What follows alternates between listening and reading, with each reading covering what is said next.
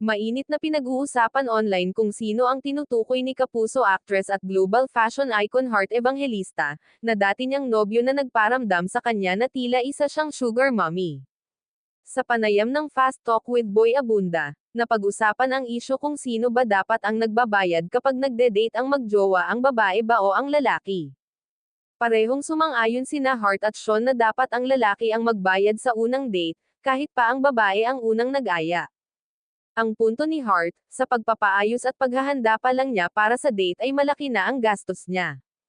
Mag-iiba lamang daw ang sitwasyon kung mga kaibigan niya ang kanyang makakasama. Dahil likas daw siyang mapagbigay, aminado si Heart na kadalasan ay siya ang gumagastos para sa kanyang mga kaibigan. Sundot na tanong sa kanya ni Boy, dumaan ka ba sa point ng iyong buhay na gumastos ka para sa lalaki? Sandaling napahinto si Heart at napahalakhak bago inaming, lagi akong gumagastos. Sira ako sa lalaki. Depensa naman niya, paraan niya ito ng pagpapakita ng pagmamahal sa kanyang mga naging karelasyon. That's my language of love.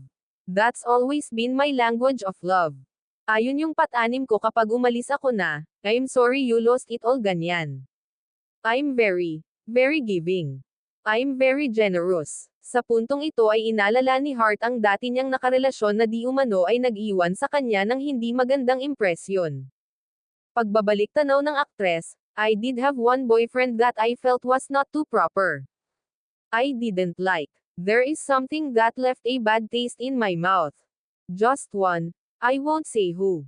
Bagamat hindi niya pinangalanan ang dating nobyo, ibinahagi ni Heart na dumating sa puntong pakiramdam niya ay siya ang umaako sa halos lahat ng gastusin sa kanilang relasyon.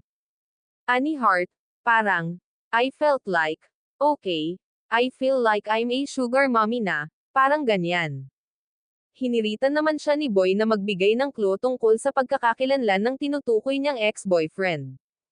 Natatawang sagot ni Heart, they're all good looking. Mabait naman, baka kailangan lang talaga niya. Kasunod nito natanong din si Heart kung sino ang ex-boyfriend niya na kaibigan pa rin niya until now. Mabilis niyang binanggit ang name ng actor-director na si John Prats na first love at first boyfriend din niya. Nagsimula bilang magka-love team ang dalawa noong 2000 bago tuluyang maging magkarelasyon. Sumunod na nalink kay Heart ang aktor na si John Lloyd Cruz noong 2005. Hindi noon isinapubliko ng dalawa ang ilang buwan nilang pagkakamabutihan. At noon lamang October 2017, sa panayam ni Heart sa PEP, inamin niyang totoong naging sila ni John Lloyd, ngunit hindi raw ito nagtagal.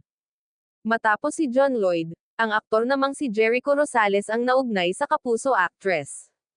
3 taon ding tumagal ang kanilang relasyong nagsimula noong late 2005. Matapos ang masalimuot na pagtatapos ng relasyon nila ni Jericho, may naging boyfriend ding non-showbiz guy si Heart, pero hindi rin nagtagal ang kanilang relasyon. Muling nagbukas ang puso ni Heart sa Brazilian-Japanese actor-model na si Daniel Matsunaga. Nagkakilala ang dalawa sa primetime drama series na Langit sa Piling Mo noong 2010. Sa isang panayam sa PEP, inamin ni Daniel na sinagot siya ni Heart noong August 2010. Tumagal ng halos 2 taon ang kanilang relasyon. Nang tuluyang maghiwalay sina Heart at Daniel, agad namang naiugnay ang pangalan ng aktres kay Senator Chis Escudero, na kalaunan ay naging kanyang nobyo at asawa.